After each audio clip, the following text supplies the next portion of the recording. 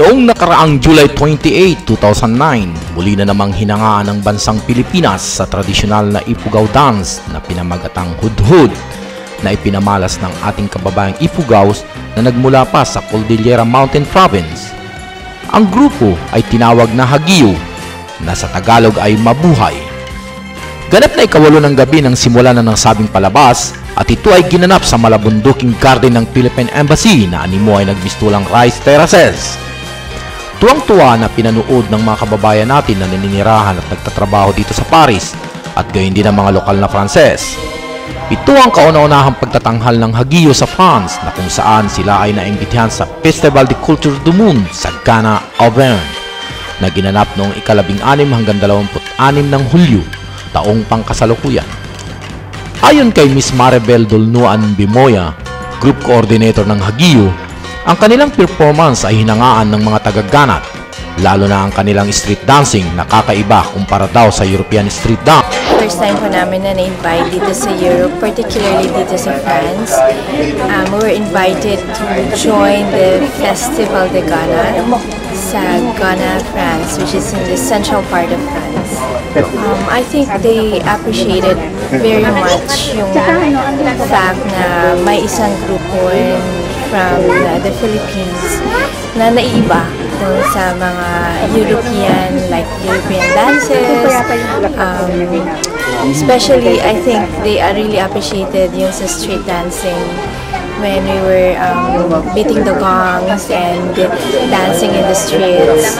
And also, during our performances, natutuwa sila na nakakakita ng ibang klase ng sayaw.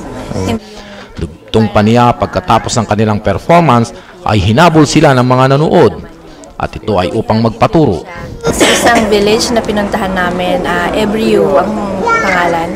After our performance, hinabol kami ng mga kids and they were like trying to get yung mga instruments to use it. Gusto nilang magpaturo kung paano ba gamitin ang mga yon. So we taught them actually. Yeah. Marami rin daw nagka-interes na bilhin ang kanilang mga gamit. Kaya ang dumating sila dito sa Paris ay kulang na ang kanilang kagamitan at ang iba daw ay naiwan na sa Ghana at ang natitira daw ay kukunin na lamang sa embassy pagkatapos ng kanilang palabas. Kasi sila na rin yung mga nakilala namin during the festival. Yung iba naman collections. Actually, may mga iba nga dito na pupunta para lang kunin yung mga ibang mga gamit after our performance. Kasi hindi namin maiwan doon sa Ghana dahil nga may performance pa kami dito sa embassy. Okay.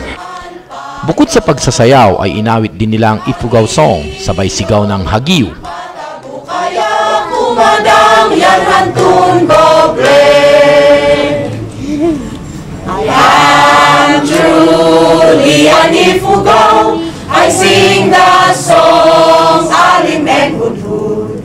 Magloman made me a part of the Malayan race.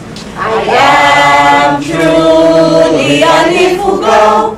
In heart and soul I will always be duty bound to serve my people, home and fatherland. Ifugao, there can be no place like the famous rice terraces. I hail thee, may your banners fly and your will reach from shore to shore. Hagiyo! Halos lahat ng mga nanood ay nainganyo na sumayaw kung kaya't pati si Ambassador Tolentino at Undersecretary Cornejos at ang kanyang may bahay ay sumabay na rin sa pagsasayaw.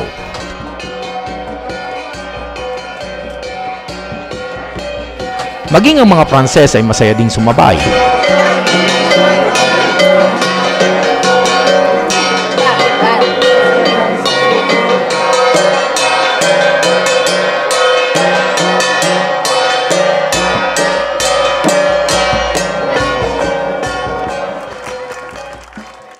Ang ilan sa kanila ay nagbigay ng magandang komento dahil ito daw ang kauna-unahan dito sa Paris. I found it was a very interesting and very unusual experience to watch the Ifugao dancers and musicians and singers here in the middle of Paris.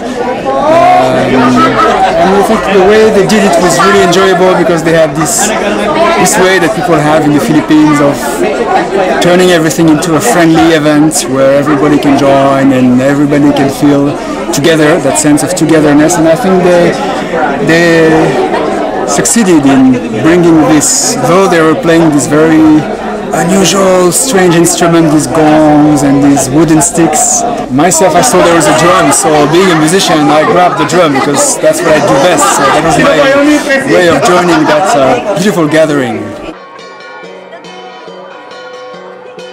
May mangilan-ngilan din na Pinoy na nakabase sa Paris sa taga Cordillera Province at sila rin ay natutuwa dahil sa malaking karangalan daw na maipakita ng kanilang katribuan sa lamang ng Ifugao.